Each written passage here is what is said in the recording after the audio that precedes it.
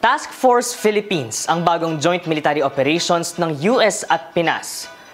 Na para bang hindi pa sapat ang military agreements natin sa US. Panoorin ang ating balita with feelings. We're publicly announcing the Task Force Philippines here with you today. May bagong tinatayong Special Maritime Unit ang US at Pilipinas para kontrahin daw ang mga banta ng China sa bansa, ang Task Force Philippines. Agad itong kinwestiyon ng grupong pamalakaya na tila sinabing, ang fishy-fishy naman. Dami nang ang tropa, base at military exercises ng US, dinagdagan pa.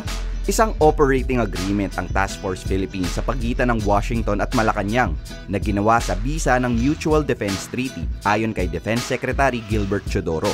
Ang maritime operations na US daw ang mangunguna ay lilibot sa lahat ng katubigan sa bansa, sa West Philippine Sea, sa Philippine Sea, sa Celebes at Sulu Sea at sa South China Sea at Philippine Strait. Wait. Ako lang ba o para bang pinapalibutan tayo ng warships na kinocommand ng US? Sa sarili nating territory, bukod pa yan sa tinayong US bases sa at least 9 na lugar sa Pilipinas. Meron na sa dagat, meron pa sa kalupaan.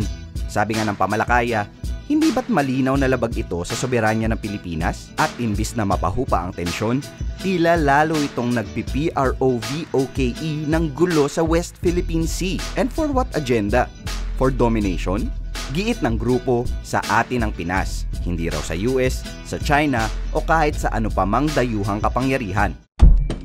Kaya naman tama na raw ang mga ganitong tipo ng interbensyong militar na sumasakalang lalo sa kasarinlan ng Pinas. O siya, hanggang sa susunod na balita with feelings. Against my teaming, I guarantee you it'll be your very last time breathing. You can put your whole army